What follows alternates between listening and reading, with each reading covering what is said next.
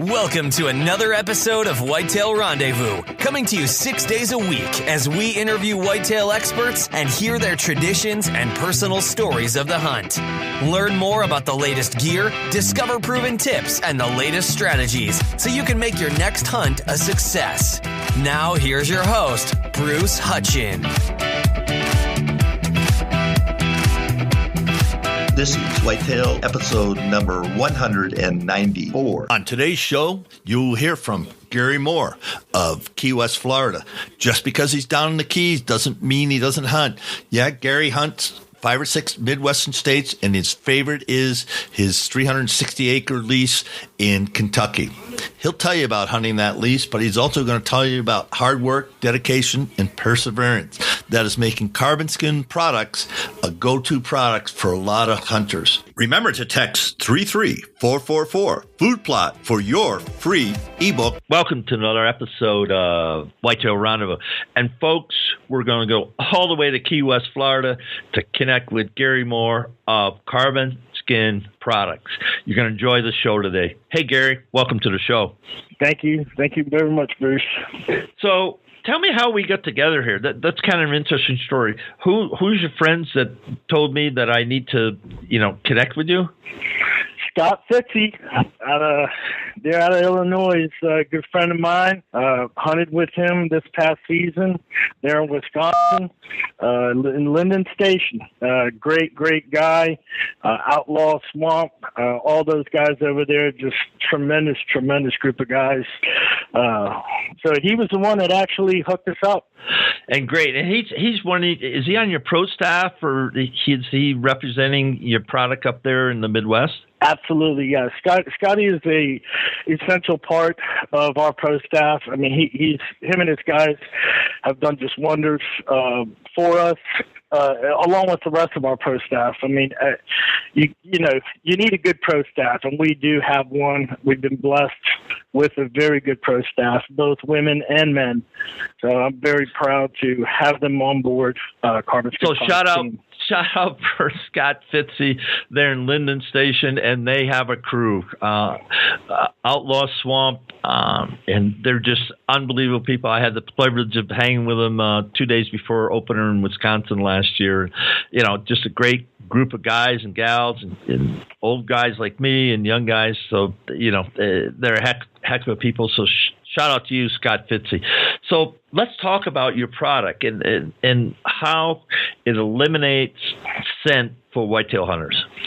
Basically, my chemist and I developed a Nutriplex enzyme system, which absorbs bacteria. Nutriplex enzyme system. Okay. Which absorbs bacteria and odor and neutralizes it. And basically, it's not a cover scent. I want to smell like nothing in the woods. I want to be a ninja. So, our stuff will, like, for example, we started off with our lotion that you would put on your skin. You put it all over your body. I put it in my hair. I put it everywhere. And basically, it's kind of like another protective layer of skin, if you will. And by the way, too, there's no carbon in our product. It's just a name. So I came up with that name when I was developing my lotion, because obviously you put the lotion on the skin there, and what is free forming and very protective is carbon. So that's how I came up with the name Carbon Skin. However, once you apply this lotion on there, it just works up to 12 hours. And you're out there hunting elk. There's no showers out there. So you can use our lotion, instead of actually taking a shower, if you were cleaning up, if you were able to out there. But nonetheless, it just does the job. I mean, it really does. And most importantly, I developed these products, our apparel spray, our body scrub, our detergent, all these products I actually developed for myself. It was not supposed to be for anybody else. It's just supposed to be for me. And my chemist about 2.5 years ago was like, hey, why don't you take this stuff to the masses? So my thought process was very pure and organic. I wasn't trying to come up with a gimmick. If you're going to do something for yourself, you're going to go all out. And that's what I did. I'm a bow hunter. I love bow hunting, and I take it very serious. So that's how we got here, So it's been a great journey. So you're going to tell me you have key deer outside your house there in Key West? That's actually a little up the Keys. There's key deer all over the place. To me, they're whitetail, but I guess we call them key deer down here. We're the only place that has deer that you can't hunt. So I don't know. They call it key deer. To me, it's whitetail. They're just smaller. They don't have much to eat. It's hot down here. They're less than 100 pounds, right? They're less than 100 pounds? Yeah. They're pretty tamed. You could see them just walking through parking lots, and it's pretty cool. Pretty cool to see. No, so do you hunt key deer, or do you have to go up further in Florida to? No, there's no hunting down here in the Florida Keys at all. They'll throw you underneath the jail if you do. So there's nothing of that sort down here.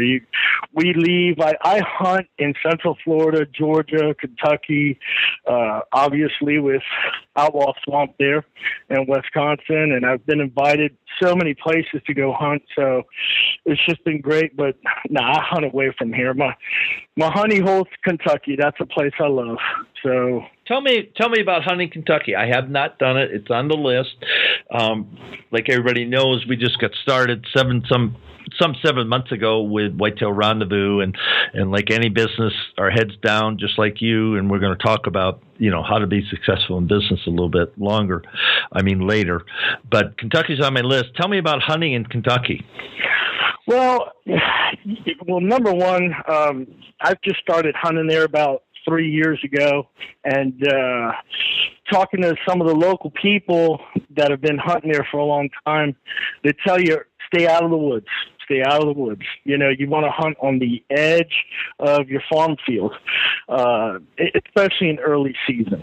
Once they come in the rut, which is usually the first week in November, you could ganders in the woods a little bit and maybe get over a holler. But other than that, beautiful, beautiful, beautiful place. Rolling hills. Of course, that's southwest Kentucky, and it's just great people. I love the people there. And here's another thing too, to compare Georgia to Kentucky, like in Georgia, you do food plots, and some other areas I'm sure you do food plots. Over there in Kentucky where I hunt, if somebody saw you doing a food plot, they think you were nuts because there's food everywhere. Soybean corn everywhere. So there's just food absolutely everywhere. But it's a great time. Great deer. Just have a great time there. Great people. Are you hunting private land or public land? I have a lease. Yes, I have a lease. 350 acres. Soybean fields, corn fields, hollers on either side. And then it kind of goes over across the road, and there's another cornfield there with a strip of woods that goes down to a little creek bottom. So it's really nice. It's a great setup. I know them deer down there and them hollers running around, and they just kind of filter up through and come up and just hit those farm fields. And a good time to get a good buck is in the evening there. Yes, people have shot bucks in the mornings, but your early season evening hunts is where you're going to see your big boys, and that's what I kind of concentrate on. So, what class of deer are you hunting? Pope and Young, Boone and Crockett? I would say Pope and Young. We've early season, this past season, we were out there in August. Obviously, the season starts early September, but we were out there just scouting. I mean, my God, I think we counted in the evening for 21 total deer out there on the field. And this is just one section. And 13 were bucks, and out of that 13, 7 were shooters, and just nice deer, just really, really nice deer. But you know, you might see a nice 200 pass by, but you know, I mean, those guys they come out at night. But you might get lucky if you're in the right spot at the right time. So I just hunt a lot of trails coming out, leading into the farm fields. You know, there's some CRP in the area. So, you know, they bed there in that CRP. That's kind of tough, too, hunting. You know, when you go in there early season, a lot of times them deer are bedding in the CRP, and you got to be very strategic walking around and getting to your stand or your climber or whatever. So, but it's definitely a great hunt. What's a shooter buck to you? When the words "holy cow" come out of my mouth without me saying it or thinking it. That's great. I like that. Actually, I should say, not without me saying it, without me not even thinking about it. That to me is the shooter buck to me. You know, when I just literally my jaw drops, that to me is that shooter buck. So that's what I look for. Yeah, I call that buck Mr. Wonderful. Yeah, and I've got him once in Saskatchewan, and the farm we hunt, and I've been able to hunt Iowa, and Iowa's a great place to hunt. The time I was there 2 years ago, we took with muzzleloaders. There were 6 of us in camp, and I took the smallest buck. I was happy with him, but one guy rolled a 192 gross, 186 net. Whoa! Yeah, that's a pig. Yeah. And you know what? Everybody's different, you know. I mean, one guy, you know, might have another vision of his buck, you know, or, you know, so everybody's different, you know. So I don't specifically go for a certain class or anything. I just, obviously, I want a mature buck, and again, if I don't get goosebumps, I'm not shooting him. Because if I shoot him, he's going on the wall. Oh, that's great. Let's get back to Carbon Skin products. Let's talk about your whole product line as it fits every whitetail hunter in North America. So talk to me through how your product line fits in, because there's a lot of people out there with detergent and hair wash, body wash, and you know, there's just a lot of stuff out there. So what makes you different? Well, I'll start off by talking about, say, my body scrub, for example. Again, there's a lot of great products out there. I found, this is just me personally, I found a lot of the stuff that was out there just with the body scrub, it was dry your skin out. I didn't like that, you know. So our product exfoliates your skin. It hydrates it. So you don't feel all, you know, very dry when you're out there, okay? Our lotion. Now, everybody thinks, well, maybe it's a lotion from moisturizer. No, it has nothing to do with that. You know, I figured in my head, obviously, like, we have stop it where it starts. We came up with that slogan when we developed we came with our lotion first. And because the thing is that your clothes smell because of your body.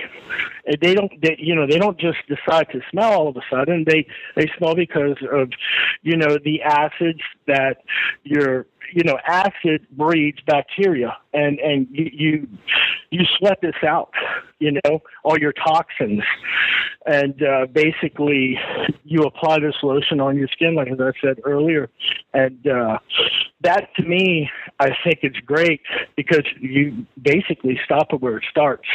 Our apparel spray is water resistant. There's nothing out there in the market today that I know of that's, you know, any type of water resistant apparel spray.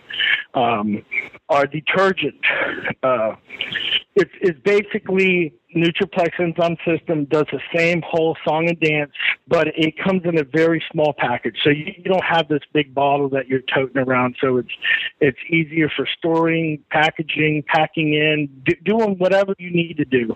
You know, all you need is a cap full. I mean, it packs a punch. And our glow smoke wind checker. I was hunting in Kentucky about a little over 3 years. I want to say about 3 years ago. And I was going in the woods. I was carrying my climber, and it was about 5 o'clock in the morning, and the wind was just barely blowing. You couldn't tell which way it was going. So I didn't want to break out my flashlight to use the wind checker I had at the time to do a puff and see which way the wind's going, because I have 3 different trees that I could climb in this little tiny area. So I just said to myself, man, I wish I had a wind checker that glue in the dark. So as soon as I got back, me and my chemist started working on it. And so our wind checker, use it just during the daytime like a regular wind checker, and you could charge in your pocket, any light source, 15 seconds, 12 seconds. The longer you charge it, the more it glows, and you just pull it out, and you could put it in your fanny pack, you could put it in your backpack, whatever you want to do. I always carry mine in my side pocket, and I usually always have a little light in there anyway. So I just kind of turn it on, and you can't see the light because it's in my pocket. So I could be walking, through the woods, and I know I'm going to use it. So I just pull it out, just the wind checker by itself, and check the wind, and put the checker back in my pocket, and just keep on rolling out. So I think that our wind checkers going to spearhead us, because this market is definitely very saturated. So I think that right there is going to kind of cut through a lot of the other companies, which I'm sure they got really good stuff out there, and so, and I actually developed these products for myself. So I wasn't trying to, again, come up with some kind of gimmick to put my daughter through college or something. It was, I'm always trying to find out a way how I can be a better hunter, So yeah. And listeners, Glow Smoke Wind Checker was chosen at the ATA show for the top 10 most innovative products at ATA 2015. Is that 15 or 16? 16. So Archery Trade Association, the biggest archery show in North America, picked that one out. So it's got to have some game. It's got to have something that a lot of people that are pretty smart about whitetail hunting and indicators thought it was pretty good. So check it out. Hey, let's talk about how they check out Gary Moore and Carbon Skin Products. How do they get in touch with you? You can email me at gary@carbonskinproducts.com. Our website is carbonskinproducts.com. And just send me an email. I'll call you right back. I'll email you back. Any questions you guys have. Our Facebook, you could go to Team Carbon Skin. Our Twitter account, and Instagram account, and Pinterest account, Team Carbon Skin. And come check us out. Hey, thanks for that. Let's talk about why you like the whitetail hunt. You're in the game, obviously, and you've developed products. Now, are you a chemist yourself? Actually, no. I'm college educated. Went to school, play college ball. But no, I'm not. But I do have passion for this for hunting. Obviously. I absolutely love it. I absolutely love it, and I'll tell you why I love it. Being down here in Key West, I fish, I do all kinds of things, but you really can't manipulate your environment to fish.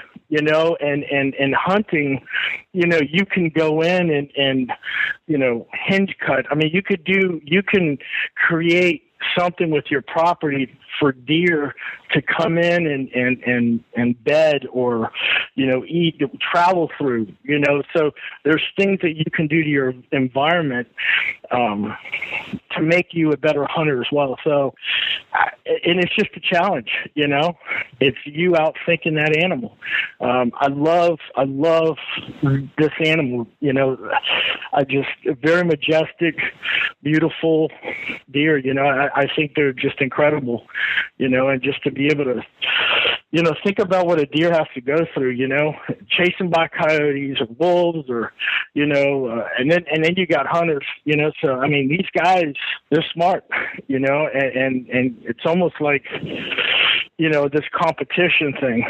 So, and just being a competitor my whole life playing sports, I just kind of take that into that field as well. So I just absolutely love it. I love it.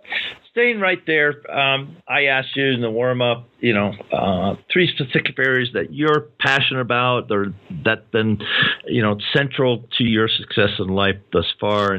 And we get hard work. Everybody works hard. We talked about working smart. But let's talk about perseverance. Perseverance for hunting whitetails. How does that all work out? You're just not going to win every day or every season. It's, you're going to have your good days. You're going to have your bad days. And you just got to keep on rolling on, man. You got to just stay persistent. A lot of people, a lot of times what they'll do is, again, I'm not saying I'm Mr. Know-It-All, but, they'll bounce around a lot. You might have some really good trail cameras in a certain area, and you've got this deer coming through here, and you'd like to harvest, and some people might not see that buck for 3 days or 4 days or 5 days. And, you just got to stick with it. You got to stick with it. He's going to come through, and just to keep that perseverance, just stick with your spot, and if you bounce around too much, not only you're going to booger up your area, but, you could have left and that dude just walked right by, so just, I would say perseverance is sticking with a buck and sticking with a spot and keep on working it. I would say that's perseverance to me and relating to hunting. Now, some of our guests have indicated that you hunt a stand 3 days, you better give it a rest. You just mentioned, you stick with the stand till the buck comes through, and then other people say, 3 days on a stand, and I adhere to that also. I'll only hunt a stand 3 times, and then I'm out of there for at least 3 days, 4 days, 5 days. What's your thought on that? Well, can I ask you? Why? Sure, what is sure. What is your thought? What is your thought on that 3-day mark? And I'm talking during a rut, and I've got a couple places along the Buffalo River that I'm privileged to hunt. So they know which way I come in because that's a swamp. And unless I get a canoe in there, I have to come through basically the same trail. Morning, I come in first light, leave in the dark. And when I leave in the dark, more times than not, I'm going to bust some does, and I probably get it from my stand to the land, no more than a quarter mile, all in. But I'm pushing deer. I come in the morning and I'm pushing deer in some areas, and then I'm sitting in my stand. My breath, even I could be in a bubble, but I got to breathe. So my breath carries my scent through the woods, right. all around. Thermals, and I'm by a river, so it gets cool, it gets warm. I mean, my scent, even though I'm in a bubble, I still have to breathe, inhale, exhale. When I exhale, my scent is going out into my area. Correct. 2, if you tree stand, if you sit all day, then you get up, you go to the bathroom, you pee into your jar, and you're moving around. You make one sound, and I've got a friend, Adam Lewis, with Sound Barrier. One metallic sound can travel a quarter mile. Oh, it's huge. It's huge. Huge. It's absolutely huge. They know I'm there. And so that's why, I said I'm going to hunt it for 3 days, and I've got enough stands so that I can cycle them out. But even though there was a big community scrape in front of it, we had a trail camera up. They were hitting it at night. They weren't coming through. And this is during the rut. And the shooter bucks were coming at night. They were not coming during the day. I had a 3.5, nice deer, probably Pope and Young. And I didn't shoot him because I know Mr. Wonderful is someplace within a half a mile of me. I know he's there. And so I just feel the pressure. I feel the pressure. That's my 2 cents that I took, a minute and a half to tell you.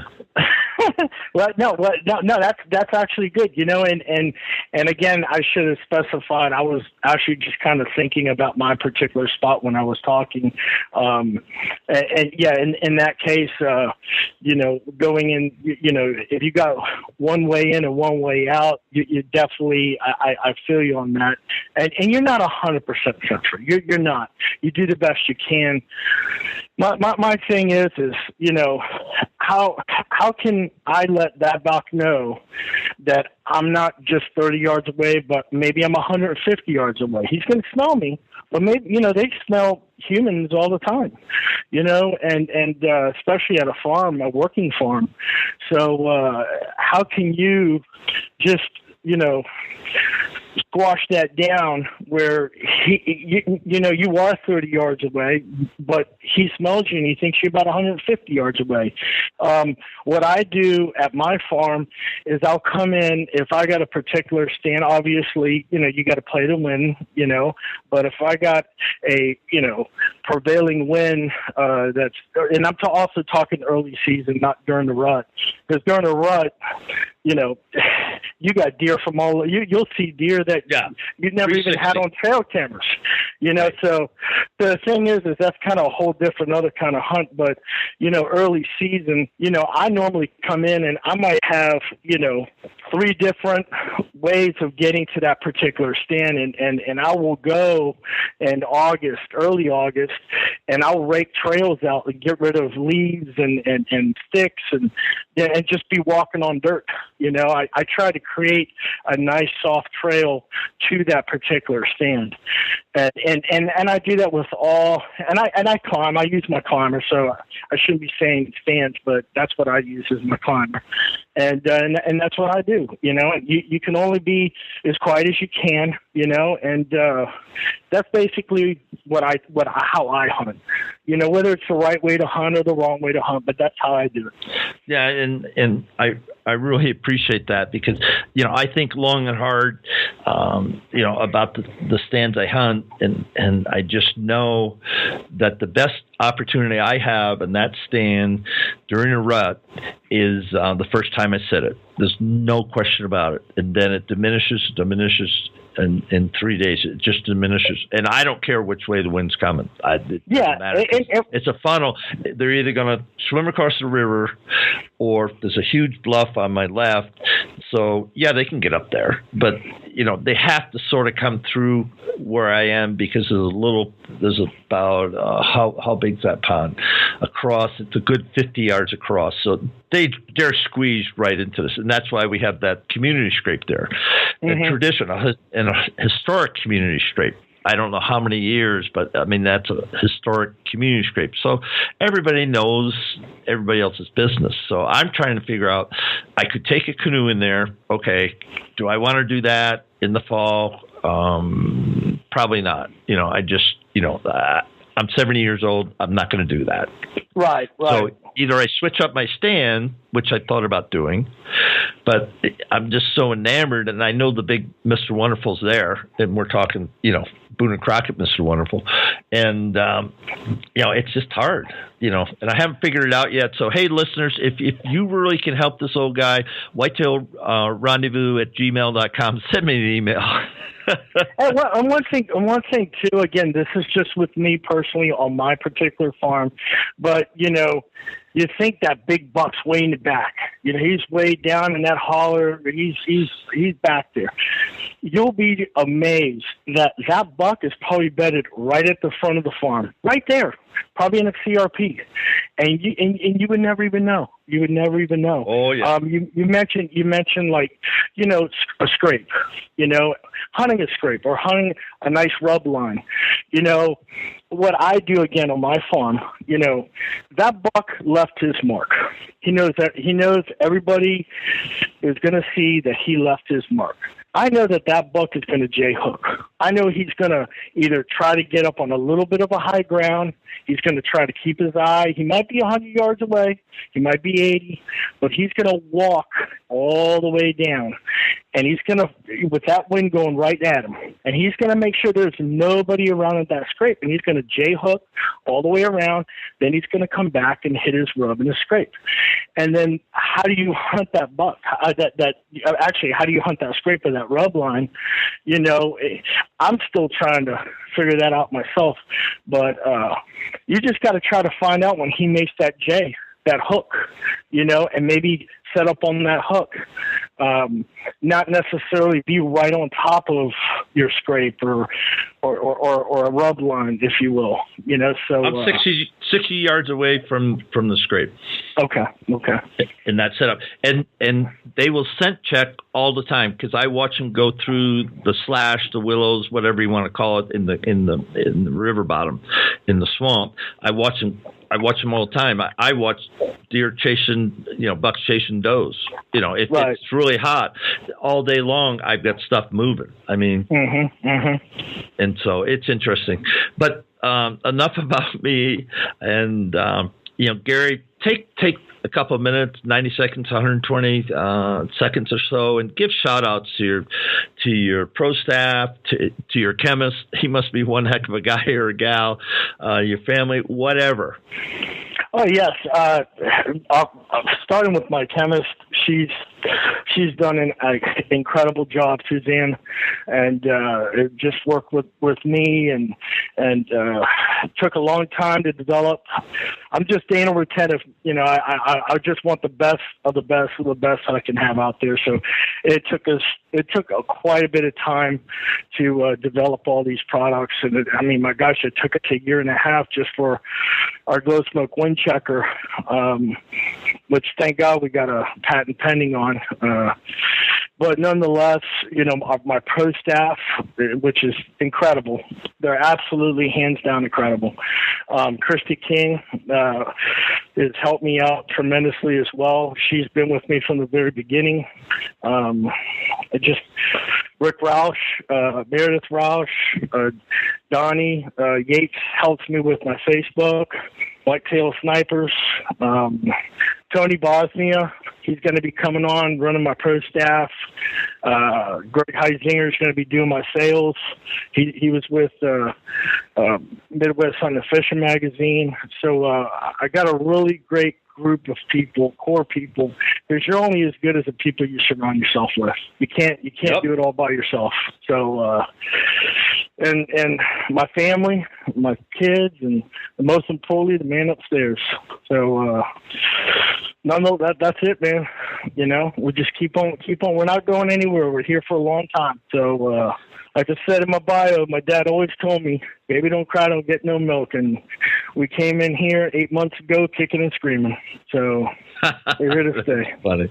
Well said, Gary Moore of Carbon Skin Products. And, I just look, forward to coming down to the Keys and going fishing because you got really quickly, and we didn't put this in the body of the show. What do you have for offshore fishermen, fly fishermen? What product do you make for those folks? For us? Yeah, we actually have a Fish Be Gone product. You guys out there, obviously, I fish down here all the time. And, you go fishing, you can't take the fish smell off your hand. You just can't get it off. You wash it. I used to always use lime. And you use lime, you'll find out every cut on your hands. You'll know all your cuts. And you still kind of really don't get it off. So we developed a product called Fish Be Gone. And you don't even have to wash your hands. You can just rinse them off in water, just get the slime off, dry your hands, and you would apply the lotion on put the lotion in your hands, rub it in real good, and the smell will be gone. Thanks for that. Yeah. Thanks for that, Gary. And I don't mean to cut you off, but we're right at the hard stop on the show. No worries. On behalf of Whitetail Rendezvous Nation all across North America, thank you so much for what you're doing. You're innovative. There's no question about it. So a salute to Carbon Skin Products and Gary Moore. Thank you so much for being on the show. Thank you, Bruce. Thank you. Whitetail Rendezvous. Thank you.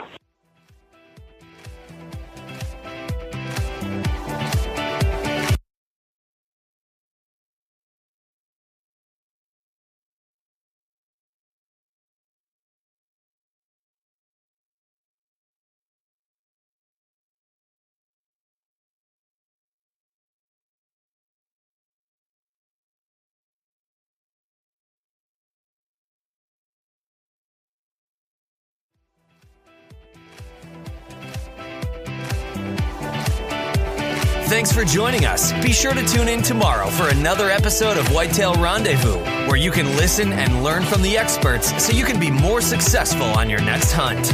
Until next time, listen, learn, and Remember succeed. to text 33444 Food Plot for your free ebook.